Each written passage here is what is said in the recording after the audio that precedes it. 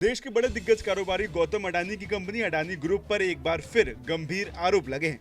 हाल ही में Hindenburg research की ओर से जारी की गई रिपोर्ट में मार्केट रेगुलेटर सेबी की चीफ माधुरी पुरी बुच भी निशाने पर आ गई हैं। नई रिसर्च रिपोर्ट में दावा किया गया है कि जिन ऑफशोर फंडों का इस्तेमाल अडानी मनी साइफनिंग स्कैंडल में हुआ है, उसमें सेबी अध्यक्ष की हिस्सेदारी थी। रिपोर्ट में इस बात का भी दावा किया गया है कि बुच ने जून 2015 में IPE प्लस फंड के साथ अपना अकाउंट खोला था।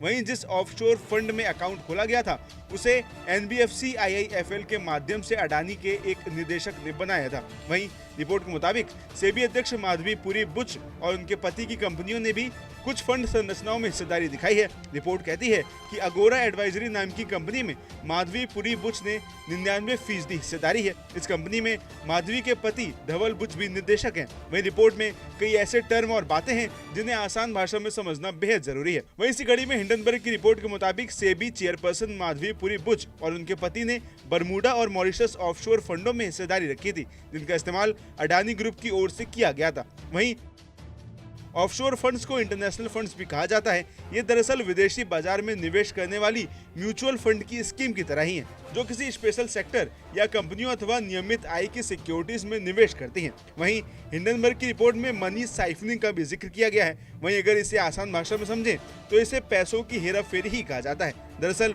मनी साइफनिंग को विस्तार से समझा जाए तो बैंकों या फाइनेंशियल इंस्टीट्यूशन से किए गए कर्ज का इस्तेमाल संबंधित कंपनी किसी ऐसे उद्देश्य के लिए करती है जिसके बारे में लेंडर को जानकारी नहीं होती और साथ ही उसकी वित्तीय स्थिति को नुकसान पहुंचता है, तो इसे मनी साइफनिंग कैटेगरी में रखा जाता है। वहीं इसी के साथ अगर आपको भी ये नहीं पता है कि आखिर ये हिंडनबर्ग क्या है, तो आपको बता दें कि हिंडनबर्ग अमेरिका की कनेक्टिकट यूनिवर्सिटी से इंटरनेशनल बिजनेस में ग्रेजुएट नाथन एंडरसन द्वारा संचालित एक शॉर्ट सेलर फर्म है। साल 2017 में इसकी स्थापना की गई थी। वहीं इसका नाम 6 मई 1937 में न्यू जर्सी के मैनचेस्टर टाउनशिप में हुए हिंडनबर्ग एयरशिप एक्सीडेंट के नाम पर रखा गया।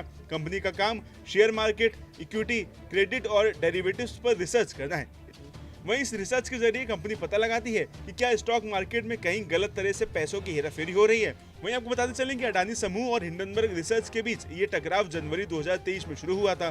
तब हिंडनबर्ग ने अपनी पहली रिपोर्ट में अडानी समूह पर स्टॉक हेरफेर और धोखाधड़ी के आरोप लगाए थे। वहीं इस रिपोर्ट के बाद अडानी समूह के शेयरों में भारी गिरावट देखने को मिली थी। कंपनी को अरबों डॉलर का नुकसान हुआ था। नमस्कार, मैं हूं मानक गुप्ता। अगर आपको हमारा ये वीडियो पसंद आया हो तो इसे लाइक और शेयर जरूर करें और हाँ, हमें सब्सक्राइब और फॉलो करना ना भूलें ताकि आप देश और दुनिया की कोई खबर मिस ना करें। तो जुड़े रहिए हमारे साथ और देखते रहिए न्यूज़ 24।